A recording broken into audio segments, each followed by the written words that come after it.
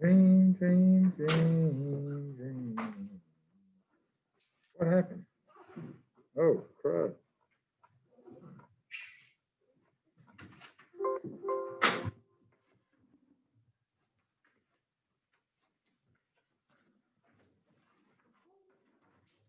All right. All right. You did a little something.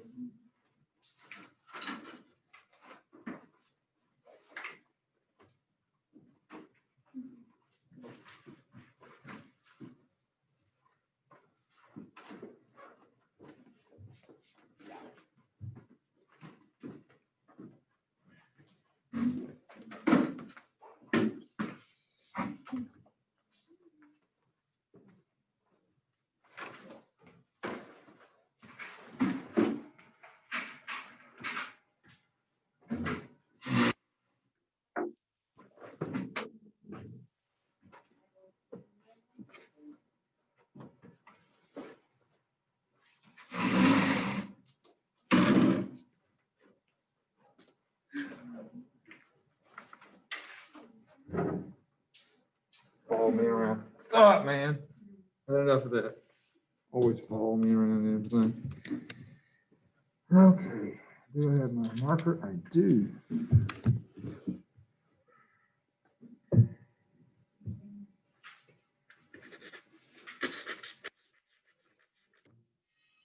All right, let's go, kids.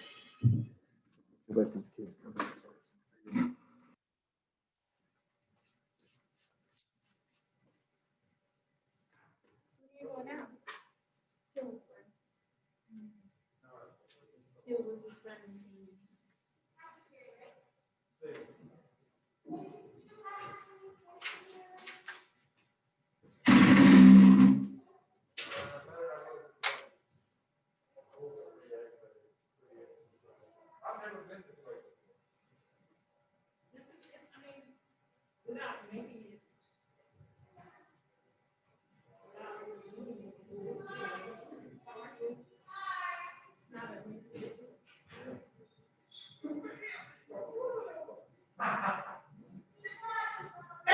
Baby, you back. I missed you, boy. Kid, you've been hiding away from me. You've been hiding away. Huh?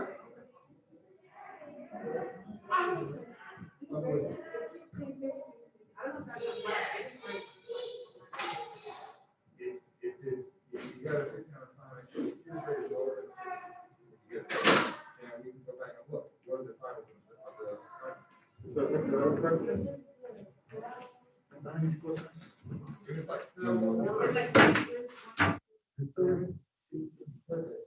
¿Ya ves práctica o no?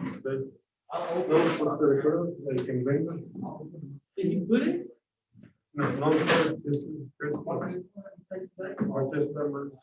bueno, no está malo esto. Sí, que tiene que ser.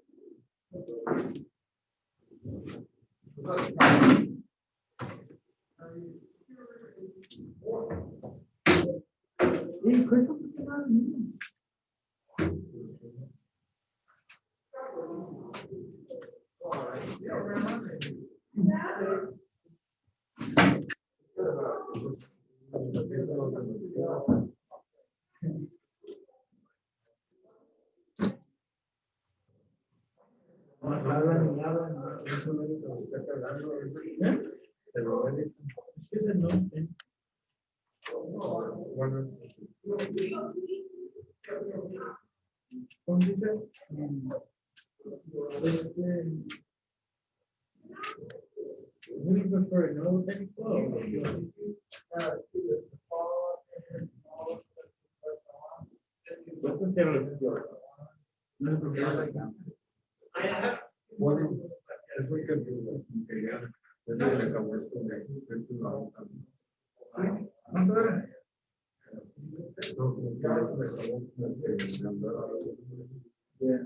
Ya, pero por eso.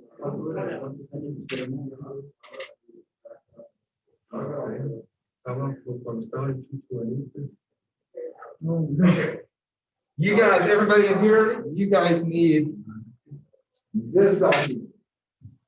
everybody has this document, and you must have something to write with. If you do not have something to write with, you need to get it. Because you're gonna be working in class, and I'll be coming around to watch you guys do it. So everybody has got to get it on their own. Yeah, so not everybody, I can't pass them out. You gotta just pick it up.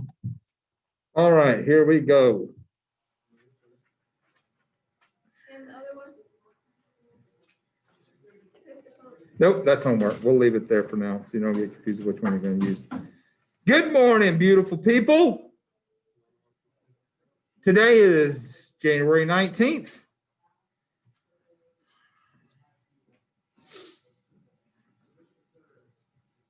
The do now is posted there. Please go to today's lesson, January 19th, Heredity, and take the quiz. Am I early? What time does class usually start? Doesn't that start It at starts 12? at 12:05, I Oh. believe. Let me double check. Lopez, that's you, right? Yes. Yeah, it starts at 12:05. I will close the quiz where you can't get into it at 12. I think you have 6 minutes to take it. There's literally, I think there's 6 minutes. You have to look at the time, 6 or 7 minutes. I'll wait till 12:12 and I'll close it. For some reason, I thought class started at 12. I don't know why. Probably on Wednesdays. Well, yeah, on Wednesday. Vote for ear and Omo. That makes no sense.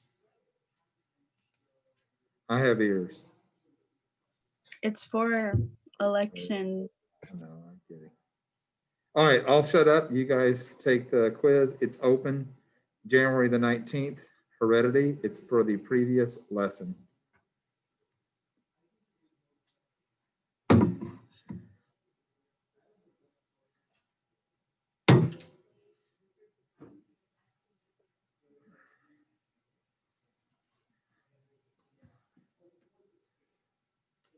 checking, making sure bottoms are 6 feet apart.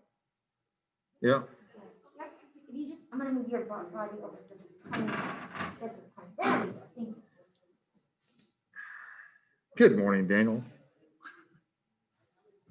Yeah, please go to January the 19th, find Heredity, and take the quiz. You'll see it. It's from the quiz based on the last class.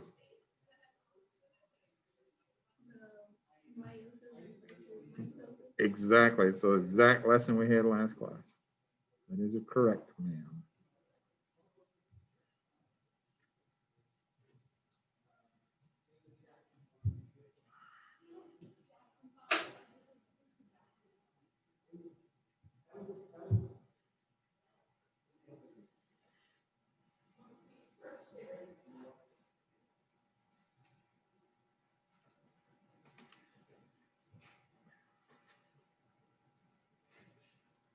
Good morning, Tracy Tarleton. Hi. Hey, the quiz is open. It'll be open for another 10 minutes. It's there on the website for today's lesson, 119 Heredity. It's the quiz from our previous lesson titled Mitosis versus Meiosis. Go ahead and take it. Get that behind us.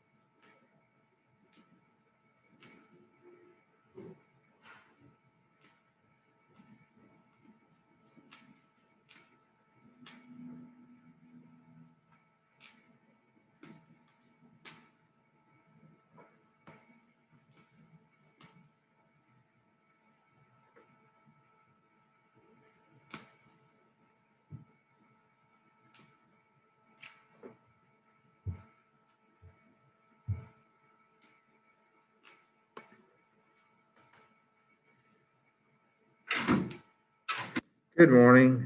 If you're just getting here, please go to today's lesson, January the 19th, Heredity. There is a quiz based on our last lesson there titled Mitosis versus Meiosis. Go ahead and take that now.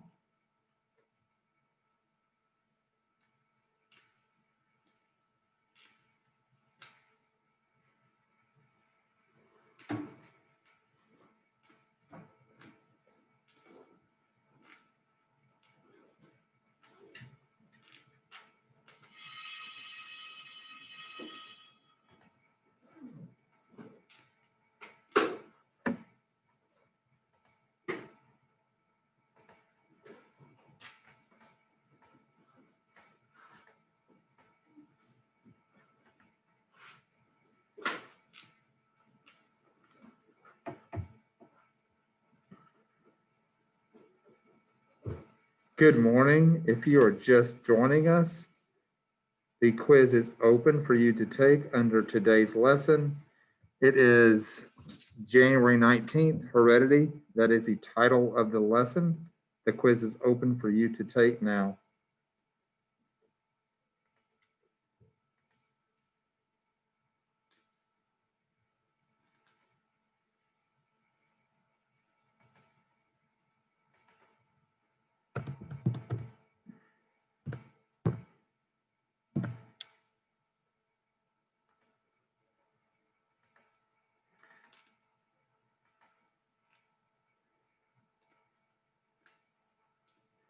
Good morning. If you are just joining us, go ahead and take the quiz, Mitosis versus Meiosis. It's in today's lesson.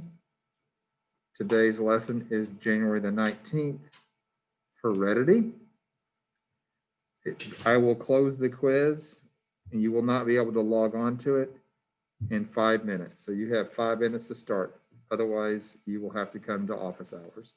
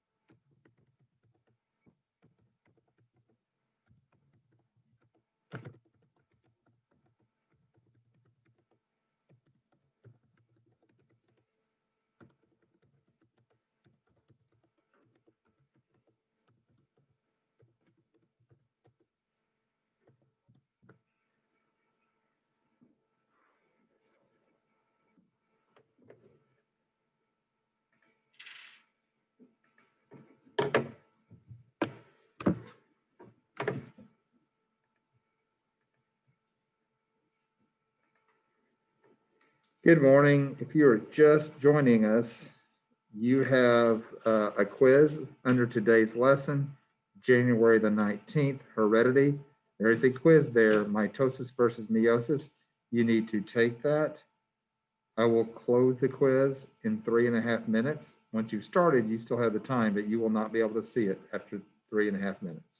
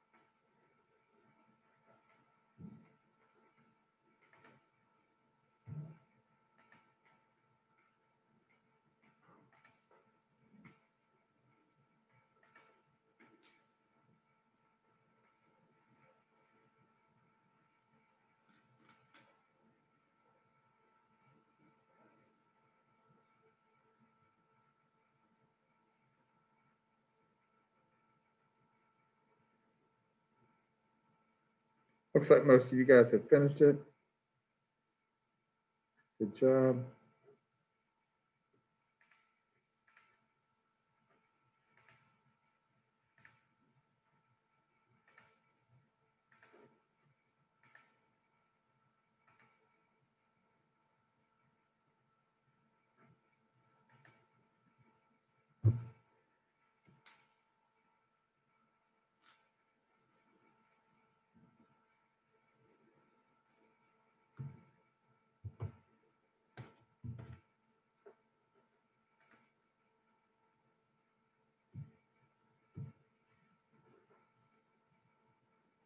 If you're just getting here, you must open the quiz in the next 30 seconds before I close it. The quiz is under today's lesson, January the 19th. And under Heredity, there is a quiz with the title that's being projected. I'm closing it at 12:12 and we're starting on the lesson. There is a retake. If you come to office hours today, you can retake another one. It's not going to be the same quiz on Thursday after school during office hours.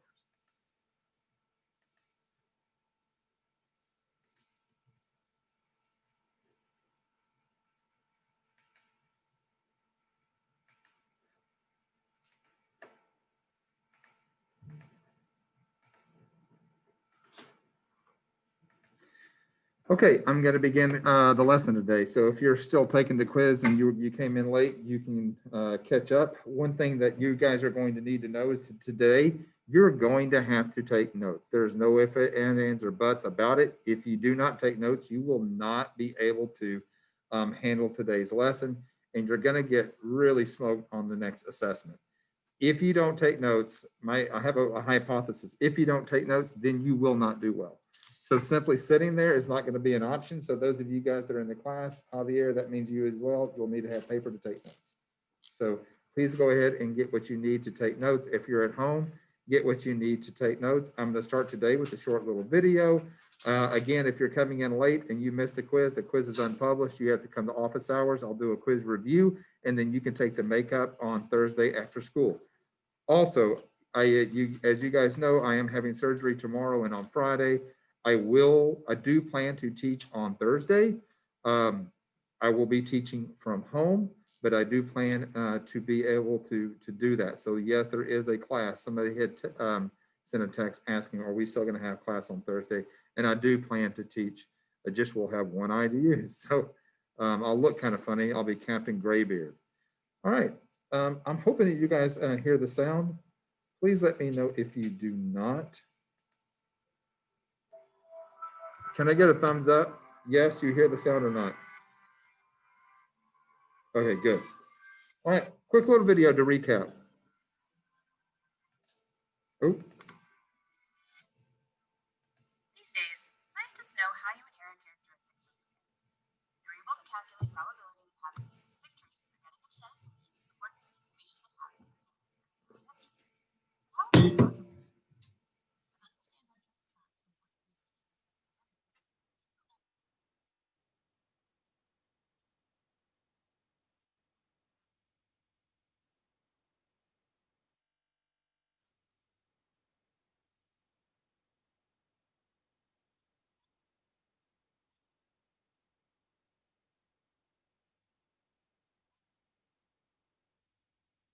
Hold on. I've got to stop for a second. There's a bunch of chats. You cannot hear it anymore. The audio stopped working. Okay, so let's see what is the matter.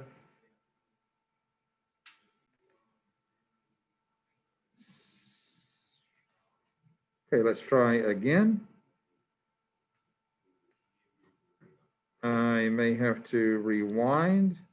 I don't know whether I can or cannot. I will try. Yep, here we go. Is that better?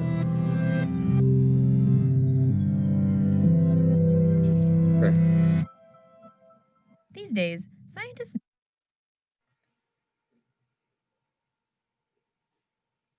know how you inherit characteristics from your parents. They're able to calculate probabilities of having a specific trait or getting a genetic disease according to the information they have from the parents and the family history. But how is this possible? To understand how traits pass from one living being to its descendants, we need to go back in time to the 19th century and a man named Gregor Mendel. Mendel was an Austrian monk and biologist who loved to work with plants. By breeding the pea plants he was growing in the monastery's garden, he discovered the principles that rule heredity. In one of the most classic examples, Mendel combined a purebred yellow-seeded plant with a purebred green-seeded plant, and he got only yellow seeds. He called the yellow color trait the dominant one, because it was expressed in all the new seeds. Then he let the new yellow-seeded hybrid plants self-fertilize, and in this second generation he got both yellow and green seeds, which meant that the green trait had been hidden by the dominant yellow. He called this hidden trait the recessive trait. From those results, Mendel inferred that each trait depends on a pair of factors, one of them coming from the mother and the other from the father. Now we know that these factors are called alleles and represent the different variations of a gene. Depending on which type of allele Mendel found in each seed, we can have what we call a homozygous pea, where both alleles are identical, and what we call a heterozygous pea, when the two alleles are different. This combination of alleles is known as genotype, and its result, being yellow or green, is called phenotype. To clearly visualize how alleles are distributed amongst descendants, we can use a diagram called the Punnett square. You just place the different alleles on both axes, and then you figure out the possible combinations. Let's look at Mendel's peas, for example. Let's write the dominant yellow allele as an uppercase Y, and the recessive green allele as a lowercase y. The uppercase y always overpowers its lowercase friend, so the only time you get green babies is if you have two lowercase y's. In Mendel's first generation, the yellow homozygous pea mom will give each pea kid a yellow dominant allele, and the green homozygous pea dad will give a green recessive allele, so all the pea kids will be yellow heterozygous. Then, in the second generation, where the two heterozygous kids marry, their babies could have any of the three possible genotypes, showing the two possible phenotypes in a 3-to-1 proportion. But even peas have a lot of characteristics. For example, besides being yellow or green, peas may be round or wrinkled. So we could have all these possible combinations: round yellow peas, round green peas, wrinkled yellow peas, and wrinkled green peas. To calculate the proportions for each genotype and phenotype, we can use a Punnett square too. Of course, this will make it a little more complex. And lots of things are more complicated than peas, like, say, people. These days, scientists know a lot more about genetics and heredity, and there are many other ways in which some characteristics are inherited. But it all started with Mendel and his peas.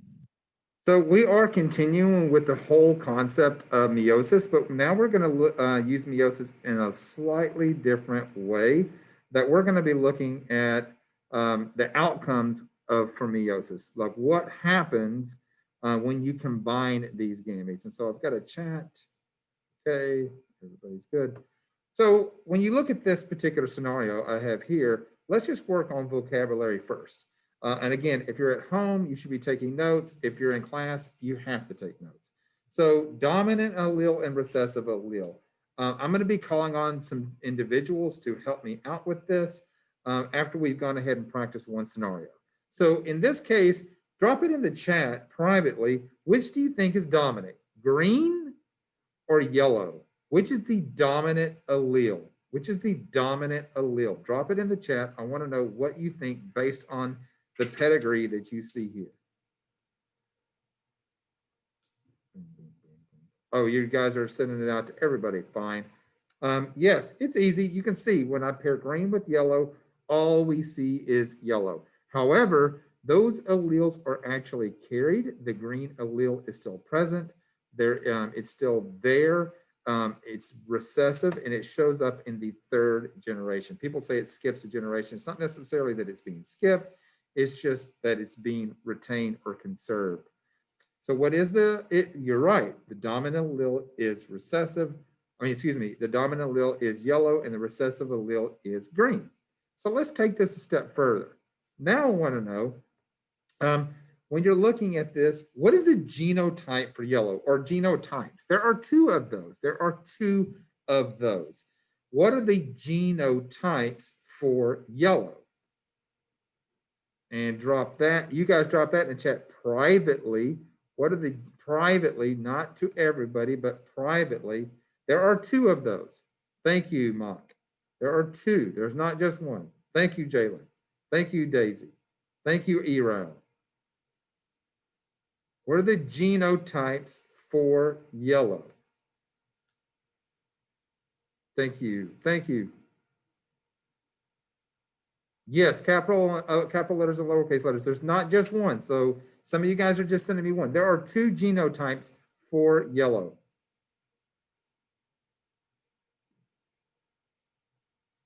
Good job, Elosa. Let me get, thank you, Abby. One more, one more.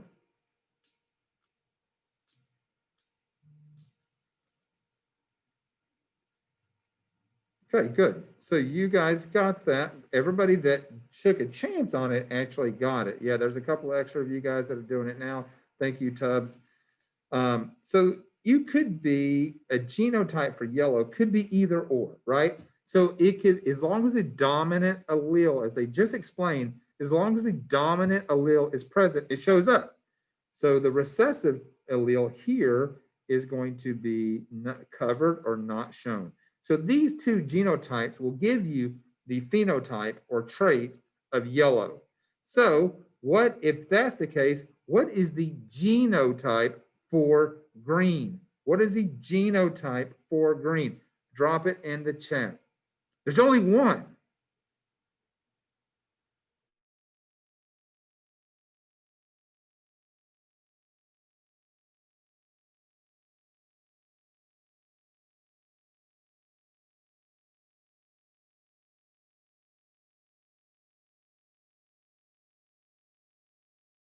Excellent. Looks like you guys got that now. Excellent. Yep, that is going to be green. So we'll be using this terminology, genotype, phenotype, for a while. But before we go any further, we maybe need to recap just a little bit. Last class, we saw that in the cell cycle, you have two outcomes. For mitosis, you're going to go from diploid to diploid. But in meiosis, you're going to go from diploid to haploid. So in this case, I'll start with the juvenile. This is a juvenile. This is a young fish. It grows up. It finds a mate. There are two adults that are diploid, two in. They produce. One of them is a female, produces an egg. One of them is a male and produces sperm. And it's N plus N gives you a zygote. They're going to fuse. So fertilization is fusion. I put one N and one N. 1 plus 1 equals 2. And you've got another diploid organism. This is essentially the life cycle. You're going to take the gametes from the egg. You're going to take the chromosomes from one gamete in the egg and combine them with the chromosomes of the gamete of the sperm and make a zygote, an offspring. And then that will grow up into an adult and that life cycle will continue. That's how this essentially works. Now, we need to work on some more vocabulary. What I'm about to show you guys in these terms, everybody should write down these terms and make vocabulary cards for them, because what we're going to do today is going to scaffold up. It's going to get more rigorous and more rigorous and more rigorous. If you saw my email that I sent to you and your parents yesterday, this does get more technical. We're starting very easy and we're going to work our way to a lot more difficult. If you don't know what I'm talking about when I use these terms, it's going to be even harder. So let's make sure we understand what these things are. First thing is the centromere. You guys remember this from both mitosis and meiosis. That's just where you join these chromatids together during cell division.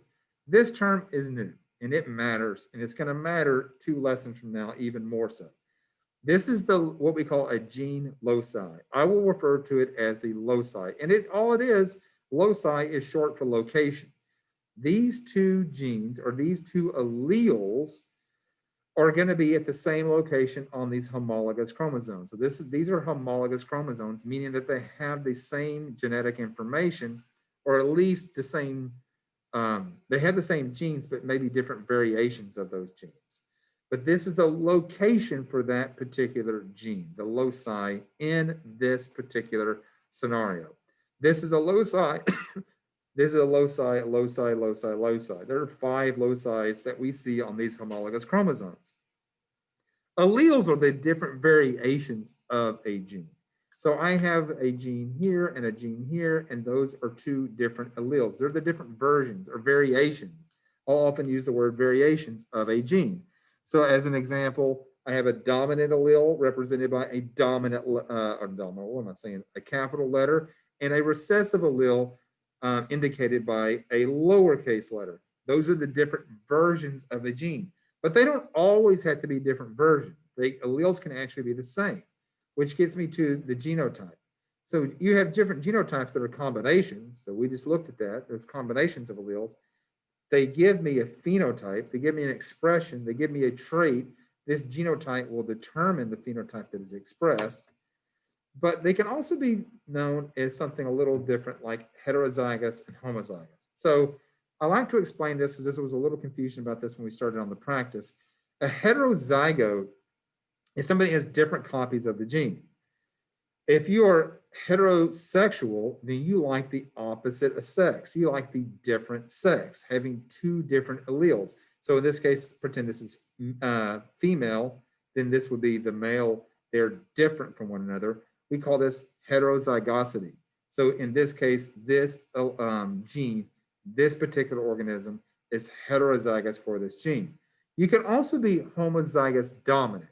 Heterozygous by default is dominant. You don't need to say heterozygous dominant. I get it. I know there's a dominant and a recessive.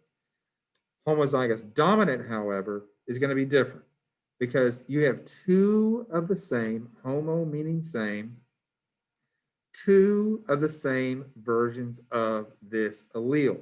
You have capital A and capital A. They're both dominant alleles, so homozygous dominant. It's not a stretch.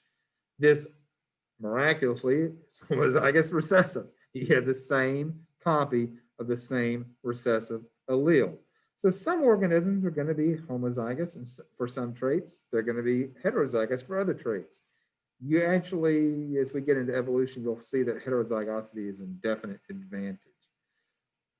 Codominance is a little different, and we'll end today with codominance. There are times that you can have two different dominant alleles, two alleles that are both dominant, which means they both are going to be expressed. The rule of dominance, or the principle of dominance, the law of dominance states that if a dominant allele is expressed, is present, it will be expressed. So if you've got both of them, you're going to express both of them.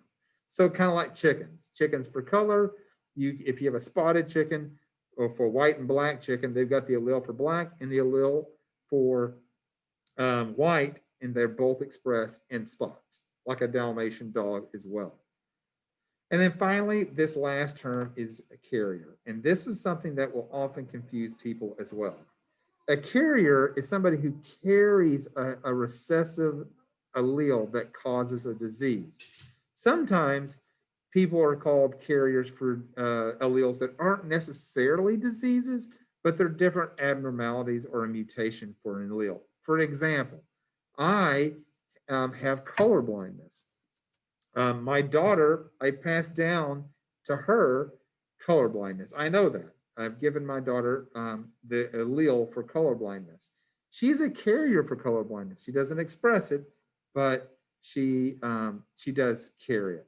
And we're going to get into color blindness and sex-linked traits in, I think, 3.5 lessons from now. There's a lot. This kind of goes down the wormhole, but this is going to be a term that you're going to need to understand.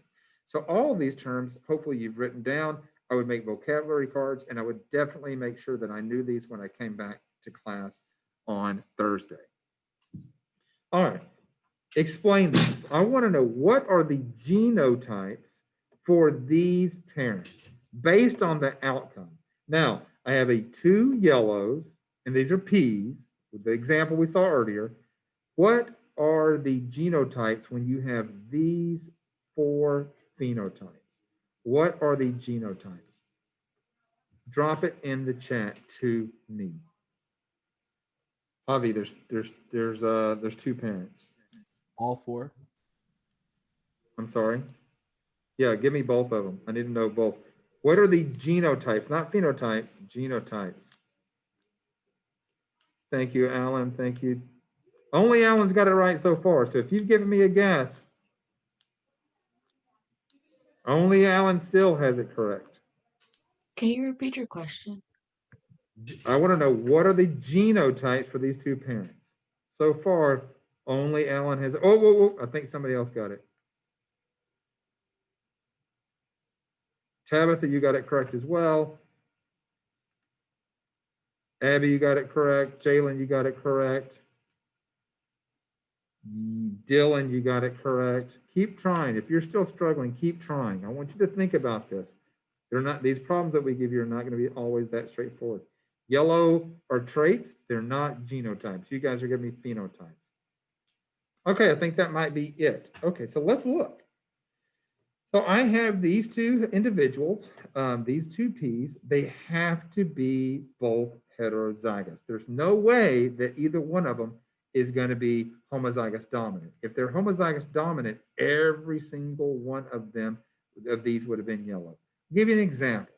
So if I were to take these two P's, again, both of them are yellow, right? They both have the dominant allele.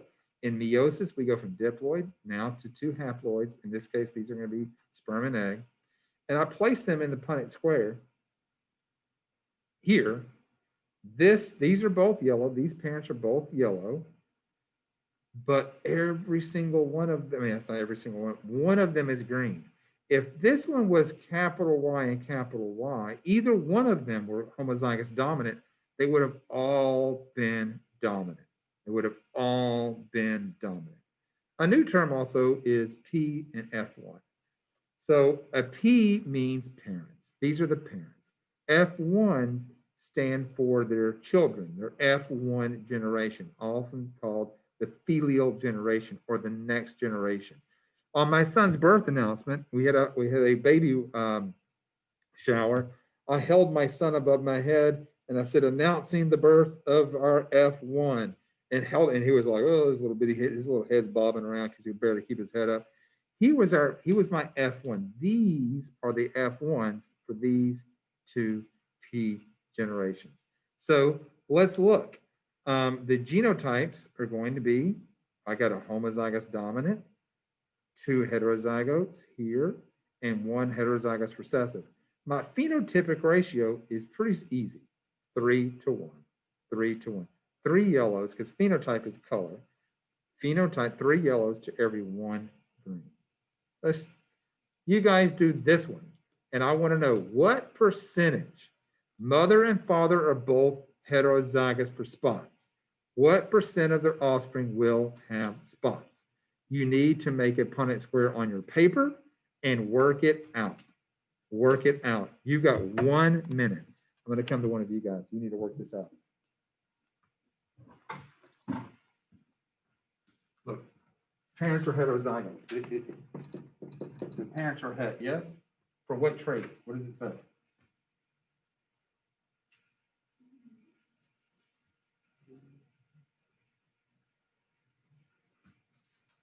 I don't know if you guys can see that. They're heterozygous for what trait? I'm asking you. It says right there. Spots. Okay, spots. They're het for spots. And what's the letter? S. If you're heterozygous, are you 2 capital S's, or capital and lowercase? Yep. So you got to cross them. Remember, you say so. These are 2 hets. So I'm going to segregate my alleles, and I want to know what percentage of them are going to have spots. Let's go. Let's go. Drop it in the chat. I'm going to ask one of you guys.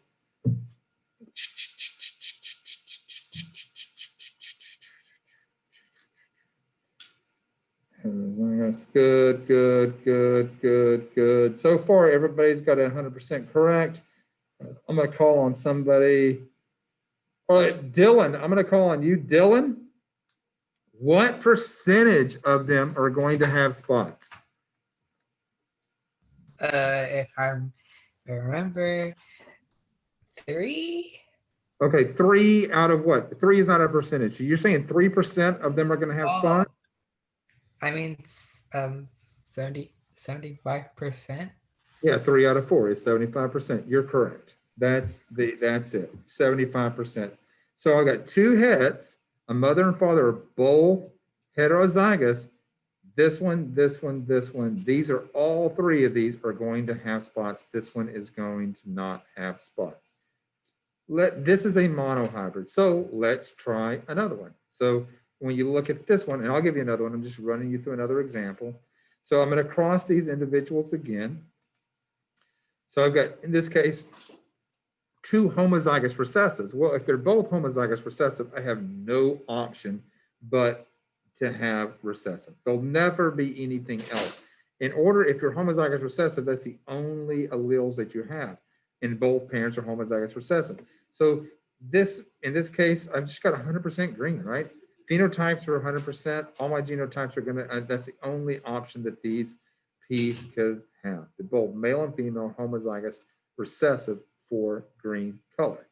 So let's try another one. So here I have this example. I've got a heterozygote with a homozygous recessive, and you need to be familiar with these terms. Don't just look at the letters because they're going to be giving mostly words, and then you have to come up with a letter, and then you have to set it up and answer questions. It's not going to set it up for you. You're going to have to set it up yourself. I've got a question in the chat. No. Okay, what? Yes. Homozygous, no, homozygous recessive is small letters. Homozygous dominant is both big letters. Dominant big, recessive small. So there'll never be a heterozygote recessive. You're correct. There's heterozygous is neither recessive nor dominant in the way that it's stated. It's always expressed as a dominant trait, but heterozygous is not going to be, you know, stated dominant or recessive. It's by default naturally going to be a dominant trait. You express it with dominant allele. So let's try another one. You can see here, same thing. What do you mean? Come on your microphone so people can hear you. Like if there's a different way to do heterozygous, like for homozygous, there's the dominant and then the recessive. Is there a dominant and recessive way of doing the heterozygous? Yeah, there's always going to be a dominant trait for heterozygosity. There's always going to be a dominant, and there's going to be occasions, and I'm going to teach you a rule in a little while, where sometimes you're heterozygous, but you are co-dominant. And you'll see what I mean by that at the end of this lesson. It's the last thing that we're going to do today. Okay, this is for you. I'll wait 1 minute.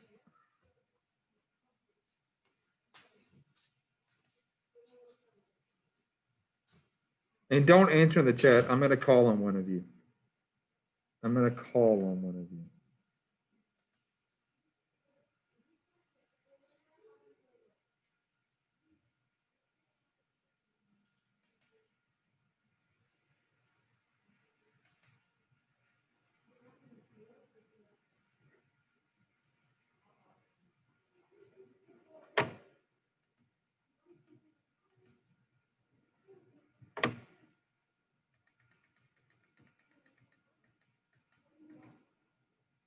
Okay, Agueta, what did you get?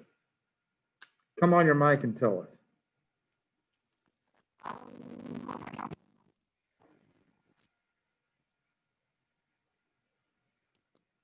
Jessica?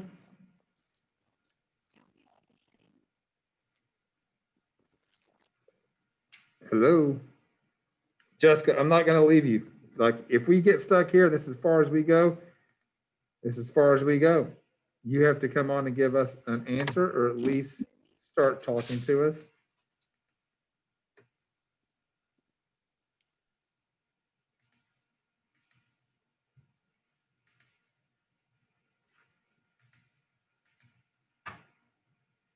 No, I cannot hear you. Oh, can you guys hear her? Nada, kid. I heard static. Yep. Yeah, y'all heard the static? Okay, that's all right. Drop it in the chat. What percentage will be short? Just drop it in the chat. We'll look at it in the chat.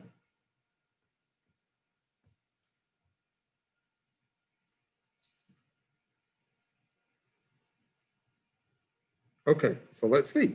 We'll confirm this. So I'm going to pin my video so you guys can see my ugly head. Let's see, where's my ugly head? There I am.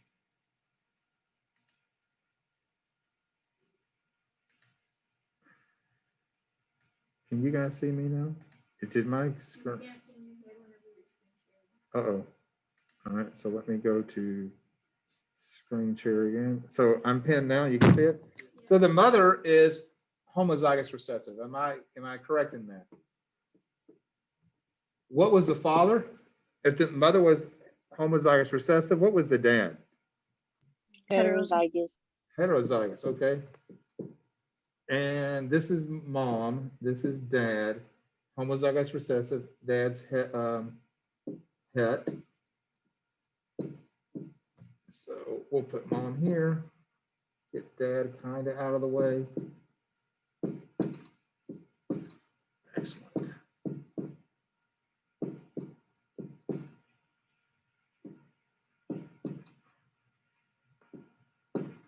Yep. Okay. And she was correct. I've got 50% that are tall and 50% that are short. So you're correct, Agueta. You did a good job. I'm proud of you. Your mama's proud of you. Everybody's proud of you. Congratulations. You did it. All right, I got to roll past it, get to where we left off. Only the ugly kids get, okay. Here we go. All right, there you go. Good job. You got it. Let's try another one. This time, let's go 30 seconds. Let's do a little faster now. Let's go to 30 seconds. Mother is homozygous for pointy nose. Dad is homozygous for round nose. What percent of the children will have a pointy nose? 2 homozygotes. One's homozygous dominant. One's homozygous recessive.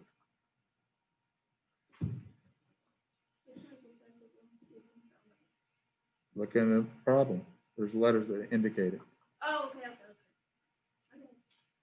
No, that's good. It's a good question to ask. You've got guts. That matters. You've got guts.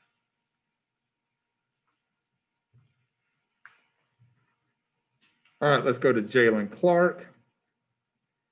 Jalen, could you come on? Oh, you just put it in the chat. Go ahead and come on your mic and tell us. 0%.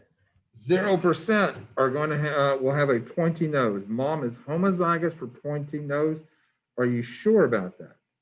Mom is homozygous for pointy nose, and it looks like that's the dominant trait. Dad is homozygous for round nose. Round nose. So that's the recessive trait. So dad's going to be little p. Looks like 100% of kids are going to have a pointy nose. 100%. They're all, if you ever get somebody that's homozygous dominant, and we know they're homozygous dominant because there's a capital P, then that's all that the offspring are going to show. Now, the next generation, you might get to see, you might find round nose in the next generation, but you're not going to be, you're not going to have that in this situation. The P generation and all the F101s, the P generation has a homozygous dominant, so the F1s are all going to have the dominant trait. That's it. That's all they're going to have. So it's going to be 100%. 100%. Mr. Pope, I have a question. All right, what's up? When it comes to like real people or like real individuals, how do how do scientists decide like which trait is dominant than the other based off of like 2 of them? Well, you know because of the outcome that you see. Just like Mendel did, he crossed. You don't know until you cross them. So if I cross 2 individuals and that with different traits, and I know their genotype, like I know this one has, 2 copies of say green, or let's just use hair color. We'll just use hair color. We'll say brown versus blonde. If I know somebody, all they carry is brown, and I know somebody else, all they carry is blonde, and I cross them, like they're only carrying those 2 alleles, and I cross them and all the offspring have brown, well, then I know that brown's dominant to blonde. You have to play around with it. Or if you look at rolling your tongue rolling, and I'm not really sure, I don't remember if tongue rolling is recessive or dominant. By the way, you guys roll your tongue. See if you can, how many of you guys can roll your tongue? Can y'all roll your tongue? See if you can do it. Can you, Daniel? You can't roll your tongue? I could Okay. Anybody that can't? Anybody that cannot do it? There's usually somebody. I've got one in here cannot do it. Wow. That's it? Just one? So there's 1 out of 29 of us. That's probably a recessive trait. I would guess that it's recessive. It doesn't mean that it is, but it's probably a recessive trait. You would have to do it. Okay, so now we're going to go to some practice. You had the practice on your desk. We're about to get started with some practice. So you guys at home, let me share my screen with you.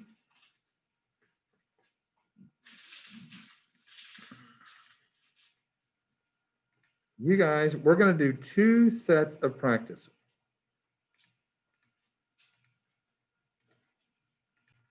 So you guys should open this document right here, this document right here. It says Punnett Square Review. Now, when you open it, you're not going to be able to write on this. I cannot, this is why it's going to be imperative that when I sent the email to your parents, you cannot write on this document. I cannot set this up to where it's interactive, where you can write in these. It's impossible. I have tried and tried and tried to set this up on a Google form, and you cannot do it. So you're going to actually have to write. I know it's a novel idea. You would have never expected that in school you would need to write, but you do. Okay, everybody has 5 minutes to work out this word problem and answer these questions. You have 5 minutes, and then we'll come back. 5 minutes. This needs to be open, and you need to be working on this problem with A, B, C, and D. I will be calling on one of you guys in 5 minutes. It's not hard to do. You just write it on your paper at home, and all you got to do is read it and set it up and do it.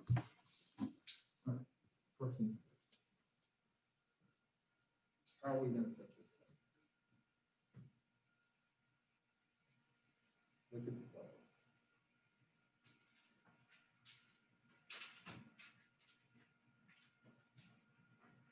It gives you if you're a heterozygous homozygous. So what is it? Just circle in the problem the genotypes of the parents.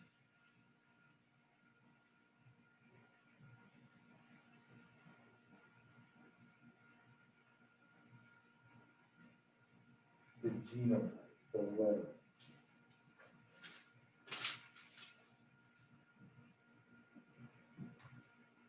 You got it. The genotypes are the genetic makeup of the letters.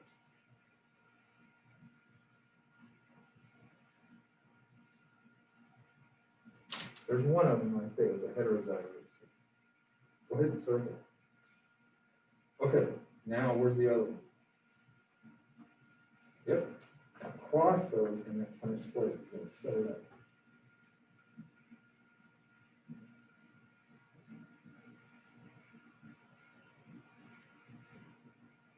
So,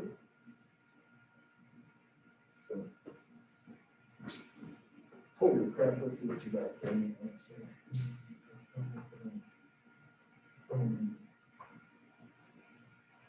That's recessive.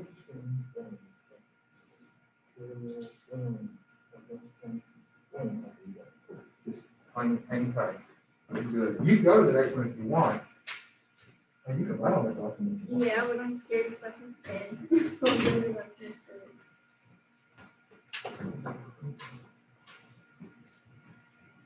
C is the number. Oh, okay. What percent are carriers? They carry it, but they don't express it.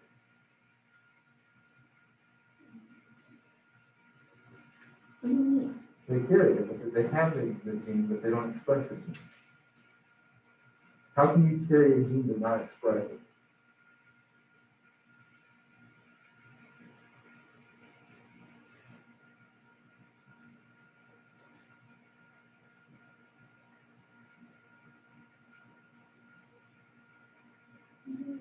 I don't believe you, but how can you, are any of these have one gene that aren't expressing, not showing it? Is it possible to have an allele but not show it? Huh? I don't know. I don't know. But isn't this one the disease one? Yeah. So that they show it. So this one? No, they're carriers carry the gene, but they don't have the disease. If you're homozygous recessive, you express it, so that they actually have the disease.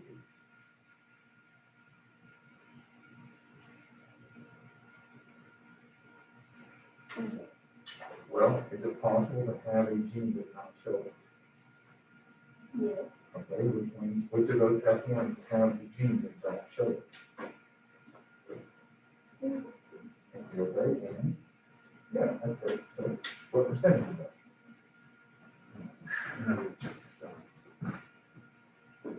You got it, kiddo. You got the first one. Just go ahead and take a chance. It's just like multiplication.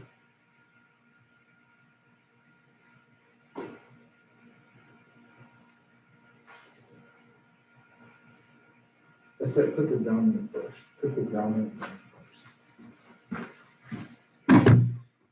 All right. All right. Let's work this out.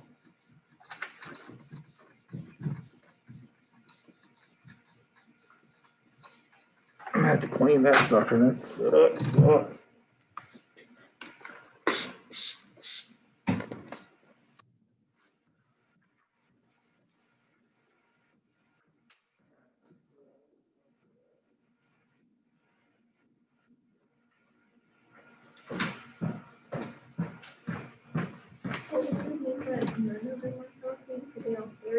I don't know. We're about to find out.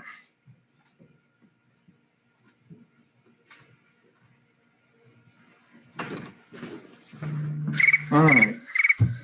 All right. So we'll start slow. That was 5 minutes for that one problem. We'll go a little faster for the next problem. Let's check you against me.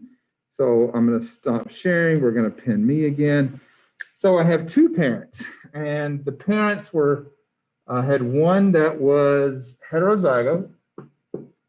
They were heterozygous for, what was this, PKU, and it causes brain damage, right? So you don't want to have this trait. And we're going to cross that with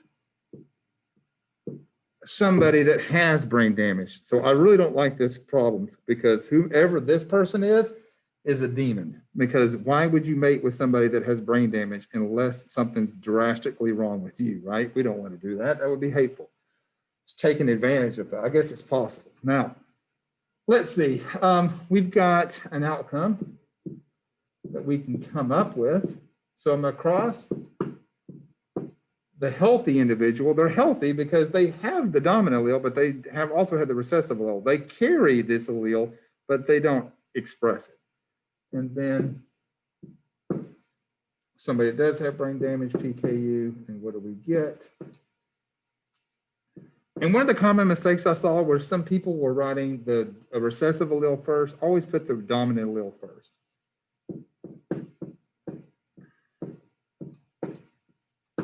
There we go. Now, the questions were, how many are homozygous dominant? Well, none of them are homozygous dominant. So for A, that's 0%. None were homozygous dominant, none. We have two that are homozygous recessive here. So B, putting B, well, 50%, 2 out of 4 is going to be 50%. C, are carrier offspring. Remember, a carrier is somebody that's heterozygous. It's another really way of saying heterozygous, really. So I have this one that's a carrier. They have it, it's the trait, but they don't express it. And this one's carrier. It even says in the word problem that one of them is a carrier, right? So you could figure it out. If you didn't know what carrier meant, go back to the word problem, you could see it. So that's 50%. And then finally, D. D is healthy offspring. Well, these are not healthy. They have, it says that they had brain damage. I mean, it can lead to brain damage. So these two are not healthy. These two are healthy. So that's 50%. That's 50%. That's how you would solve that problem. Now, number 2 is pretty straightforward. What I want you to do is you're going to take these individuals, they've already got it set up for you. And you've got this individual, you've got 4 heterozygotes, and you're going to mate them with each of these outcomes. This one, this one, this one, and this one. You're going to use those individuals to mate with the individual that's already in the Punnett square for number 2. And then you've got to circle and shade, and you're only going to have 3 minutes. Go for it. You have 3 minutes.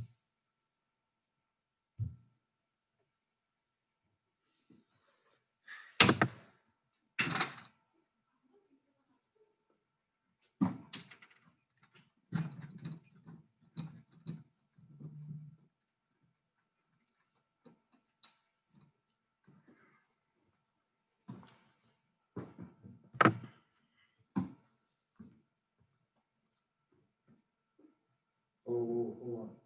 You got your crossing. You've got 4 different ones here. That one here, that one here, that one here, that one here. Excellent. We'll put a capital Awesome. on top. I'm sorry, Ray? We'll put a capital ST on top. Yeah, you're crossing each one of these. This one here, this one here, this one here. Okay. Yeah. What do you think? You're all around number 3. I'm sure you did it from that way.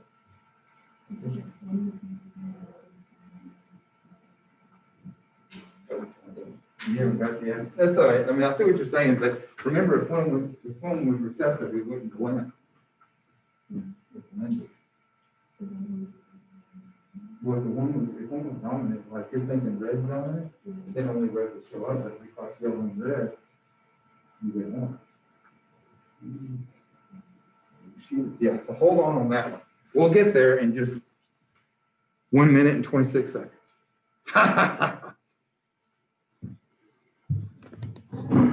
What? Kids in here are almost done, so I may get started a little earlier. How many of you guys at home are already finished with this?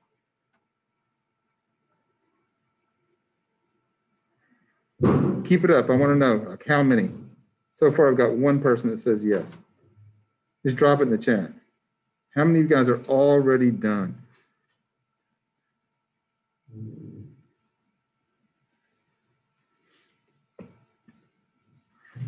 Okay, so looks like 10 of you.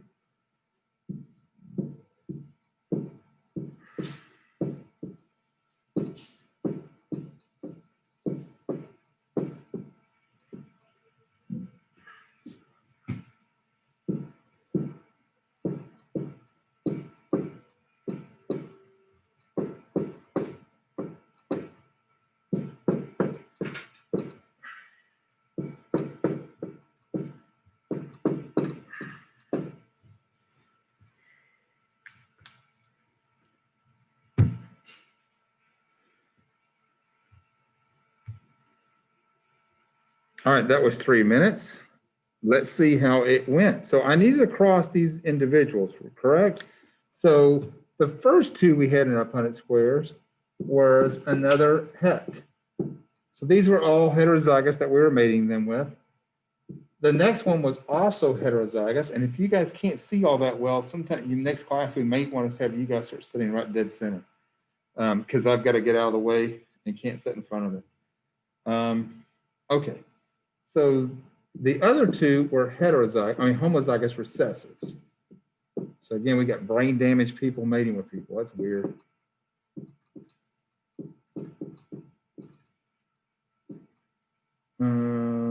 That's homozygous recessive, homozygous recessive, homozygous recessive, het, homo recessive, het, homo dominant, homo recessive, heterozygous, homo recessive.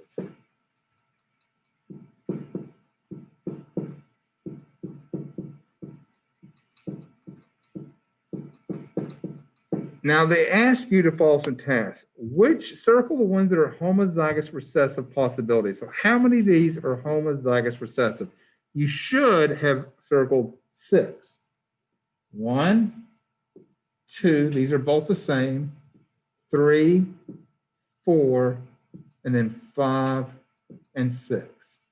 Next, it asks for the homozygous dominant possibilities. Well, there's only 2, but they didn't ask you to circle them. They wanted you to shade them. Well, I only have 2 places that they're homozygous dominant. I'm just going to shade those. And you should have shaded 2. You should have shaded 2. Now we're going to move on to a different principle called codominance. So I'm going to stop sharing with you here. You got to put on your thinking cap for this one. And I want to get, there we go. And we'll use blood typing. So here I've got blood types. So I've got a couple of things, and I'm going to teach you how to actually do this the way IB wants you to do it. You cannot do it in any other way. IB will only accept you an outcome exactly the way I am writing it. So you must do it exactly how I'm showing you. If you don't, you will receive no credit. I have looked at the rubrics over the weekend and I see this. So let's take a look. So I've got A type blood, AB blood, B blood, and O blood. And the reason I drew these blood cells this way is these little spikes are called antigens. And these kind of resemble an A, kind of like the A without the cross going through it. So it's like little tints on it. This is A type blood. And you would write this if you were homozygous dominant for A, if you were homozygous really period, you would write it this way. And it is important that what I'm writing, you are writing. If you're not writing it and you're just looking at it like it's entertainment, go home and turn on the TV and watch the Discovery Channel. I have got no time or tolerance for this. You guys are in a college level class. If you ever see anybody in a college level class not taking notes, know that they're not going to be there next semester. That's pretty straightforward. I've got both dominant traits, or both dominant alleles, excuse me.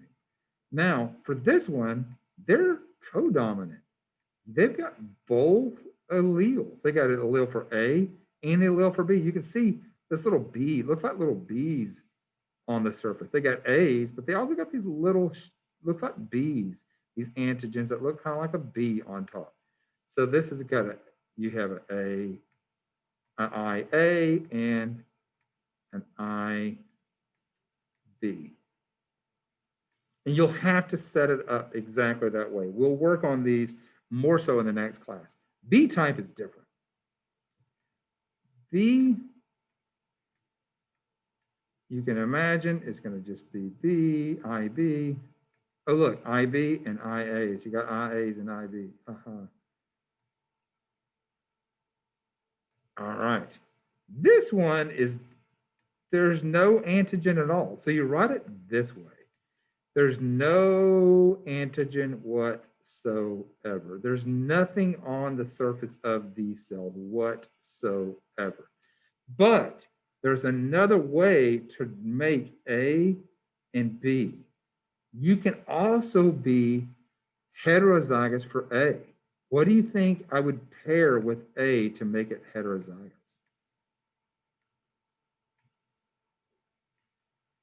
What do you think I would have to pair? Somebody help me. It's the same way with B. You can be homozygous for B type blood. You can be homozygous for A type blood, but you can also be heterozygous.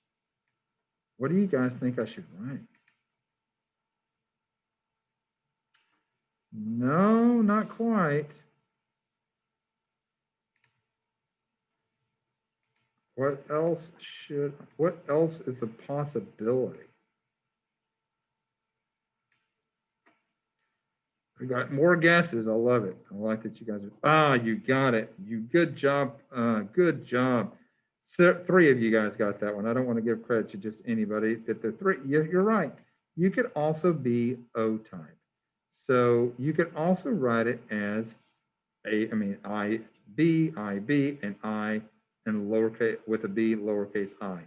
There's different ways that you could set this up. So you can be heterozygous for A type, heterozygous for B type, AB is only heterozygous. That's all they can be is just heterozygous. They're already heterozygous. O type is already homozygous and can only be homozygous because if you pair them with a B or an A, then they're going to be that phenotype. This is recessive. O is recessive.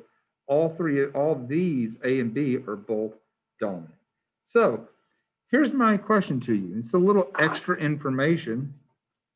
Is I've got, I'm going to be a donor. Who can A type donate blood to? So let me give you some more information. An A type can only, remember these little antigens, these little surface markers, they identify you as A type. If you have another type in you, like if I were to put a B in an A person's blood or an A in a B person's blood, they're going to attack it and kill it. It would literally be a death sentence. If I were to take a B person's blood and give them a transfusion of A type blood, their blood is going to coagulate into like a syrup and you're going to die. There's no way around it. You are going to take the dirt nap on that one. So who can A donate to? Remember, O type means no antigen at all, nothing. So who can A donate to? You're right, they can do, good job. An A type person can donate to an A type person. It totally makes sense. And you're right, Mariella. They can also donate to an AB person because an AB person also has that marker, right? They also have that marker. So your body's not going to attack A blood if they have AB blood because they've already got that marker. So who can AB donate to? Who can AB donate to? So let's go to somebody else. Let me go to somebody else. I'm tired of talking to myself. Let's go to Aspen Jenkins. Who can AB donate to?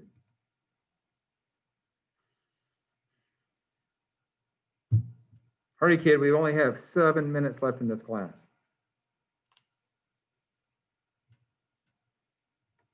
Aspen. Let's go, buddy.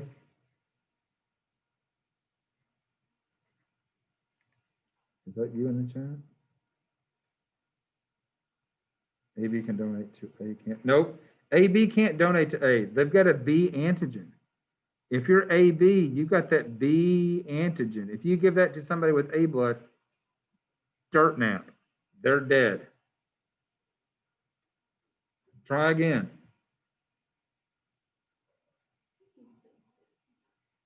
Yeah, dude, you're taking a nap in the dirt. I'll give you a hint. They can only donate to 2. No, I take that back. They can only donate to 1. Sorry. Nope, not only B.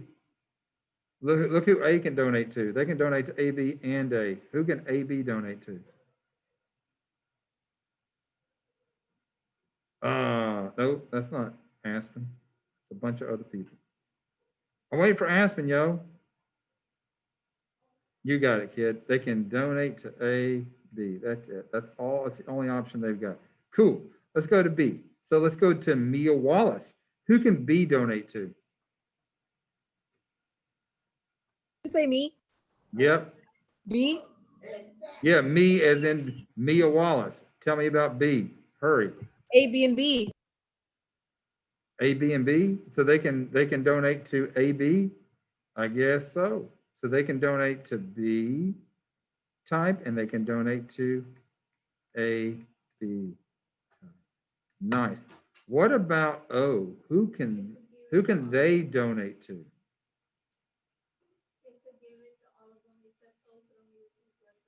Oh. Okay, Mariella is the expert here, and it looks like Tabitha is too. Oh, you have O? You have O, so she knows. Yeah, they can donate to everybody. They don't have a marker. They're like ghost blood. Nobody knows. They can donate to O, A. They can donate to A, B. They can donate to B. And they can donate to O. They can donate to anybody. But let's go to this one. Who can AB receive blood from? Who can AB receive blood from? So let's try this one. I haven't heard from, who have I not heard from today? Let's try Alosa. I haven't heard from you. Alosa, who can A blood receive blood from?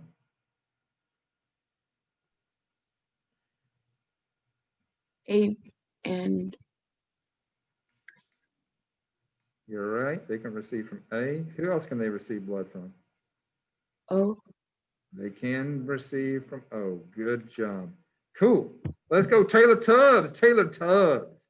Who can AB receive blood from? O. Okay, they can receive blood from O. A. A. B. B. AB. AB. Awesome. You're correct, ma'am. All right, let's go to the next contestant on the Pope is Right, and that's going to be Lopez. Campaigning. Let's get out of campaign mode, get in biology mode. Who can B receive blood from? B and O. B and O. Excellent. What about O? Who can they receive blood from? Let's go to Javi. Only O. You're correct, sir. Only O. So if you're in the mood for giving, you're a sweet, loving person. This is the blood type to be. In a disaster, when we need a lot of blood donations, this is the one that the doctors in the hospitals want, because they can give their blood to anybody. But if there's a person that comes in that needs blood, the person they want to need it is this one. If you're ever in a car accident, this is the way you want to go, because you can receive blood from anybody. The one that you don't want to be is really A and B. That's kind of a bad spot to be in. Poor O's though, man. O's can only get blood from O's. And so if you're ever in an accident, this is not the blood type that you want to be. It's a real problem for you. Now, this goes into codominance. I have to let you guys go. And I have to explain something before I do let you guys go. The next class, I am going to go through a bunch of problems. Now, you should have some background information about this, this process, because you went through freshman biology, but it's going to get more rigorous and more difficult. So I'm going to go back, show you what your homework is. You're going to have homework. And if you don't do the homework, I'm not going to hold it against you. I can't hold it against you. But if you don't do it, you're going to get smoked. It's my hypothesis. If you don't study, then you will not do well. Let's do the alternative hypothesis. If you study, then you will do well. You're not going to be able to do all the problems on heredity practice. And if you don't have a printer, you're going to have to write them down. It's not that big of a deal. Finish these. We're going to start here next class. I'm just going to work these problems. I'm going to go through dihybrids. Dihybrids are where we get big. Today we did simple things. We're going to build on that. Do as many as you can. If you can't do them, don't do them. But if you can do them, do them. We're going to get into some stuff that's going to be trickier. It's going to take some practice. I'm going to be coming to you guys on Thursday with literally one eye not even functioning, and I'm going to be missing an eyelid. If I can come to class and push through missing an eyelid, you can come to class with your homework done, right? And if I don't show up, it's because I was literally bleeding and I could not come on, and I can't help it. I will not be around to help you guys over the weekend. I know many of you guys do ask me for help and you text me, and I just, this weekend, I'm going to have to heal. My head's going to be swollen it's going to be like a watermelon on a toothpick. It's going to be ugly on Friday. I had the second surgery on Friday, but I should be okay and well enough to help you on Thursday. Please do these two documents, do all that you can do, and then I will walk you through how to do these problems so that you're more familiar with them. They're going to get trickier as we go. All right, you guys be good. I will see if you need to come to office hours, it'll be at 3:15. See you guys in the funny pages. I'll let you stay back. If you guys have any questions, you want to stay back, I'll stay back and ask questions. They're going to come around for lunch in a second, but I'll stay back and answer any questions that you have. Are there Good luck on your any surgery. What? Goodbye. All right, goodbye. are there any office hours tomorrow? No, Wednesday? baby, I will not be able to have office All hours. right. I can on Thursday. I feel like I will probably be okay enough to have office hours on Thursday. Okay. All right. Good luck. Thank you. No kidding.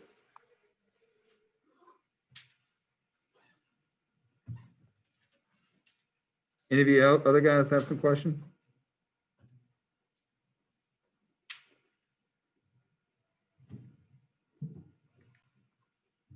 Safe, you have some questions, baby? Hello, Safe? I'm gonna leave if you don't have any questions, sweetheart.